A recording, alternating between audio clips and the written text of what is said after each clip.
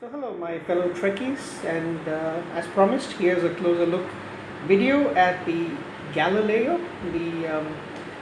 the Class F Shuttle, which was assigned to the USS Enterprise, that is the TOS era Enterprise. Okay, and I believe she's only been seen in one episode, if I'm not mistaken, not too sure. But let's look at some of the information that we have about her. So the Constitution class vessels carried F-class shuttles, or Class F shuttles if you may, that were capable of interstellar travel.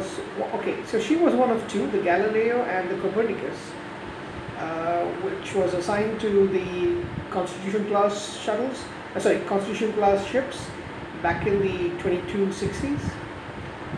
They were housed in the shuttle bay at the rear of the ship and could be launched through the clamshell doors. And they had their own power, did not require tractor beam or grappling hooks to enter the hangar. So,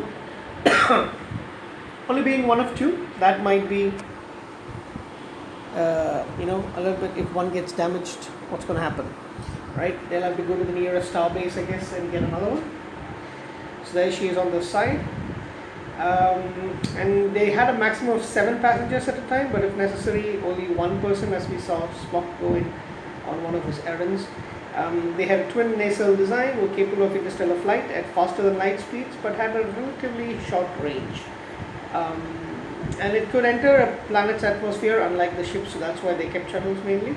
Land on the surface if necessary. But the starships normally had transporters in the odd occasion. But like you see on the episode, the Galileo 7, we had 7 crew going on for one of the planet. They got stranded on a planet. What was that episode? I believe it's season 1 itself.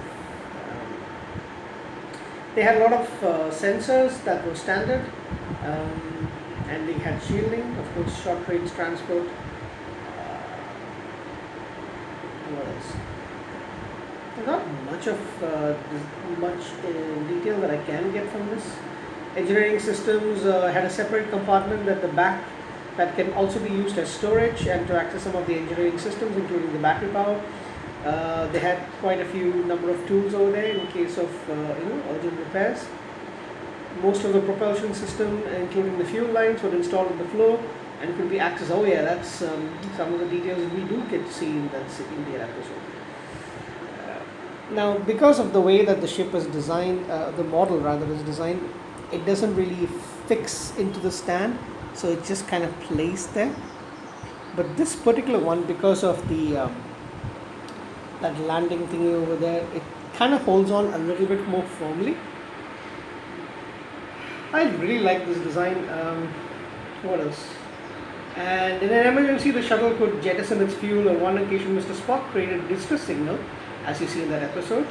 And because of that, he ignited the fuel after the ionization effect of the Murasaki 312 quasar had damaged the shuttle and made communications difficult. But because of that, the Enterprise were able to track them. The crew was beamed to safety, but the Galileo was destroyed when it was burned up in the atmosphere of the planet Taurus 2. It was replaced with an identical Class F shuttle, which was named the Galileo 2. So, unfortunately, this ship died in the very same episode. See, this is the problem of trying to maneuver it around. It died very quickly. It had a very short life on screen, but she lives on in the memories. This is the first time we ever see a shuttle, I believe. Any other information that I can get? No, not really much. I really like the name Galileo. My only concern for ships like this, where's the loo? Shuttles, where do you get the loo? And it's a very basic design, like you can see in the series. It wasn't really meant to be shown too much, which is why they have it. And the recent episode of Star Trek Continues, the fan show, the fan series based on the TOS era, they have an episode in which we see their shuttle as well. So that's the Galileo, guys, the Class F shuttle from TOS, assigned to the all Constitution class, and this one in particular to the USS Enterprise. It's Mama, if you wish. So that's it. Thank you. I really like the design. Kind of small, but it still sits cutely on my shelf. So do wish they were bigger, but at the same time, you can't complain because they did turn out really well, especially this one. Thank you guys, and take care. Bye.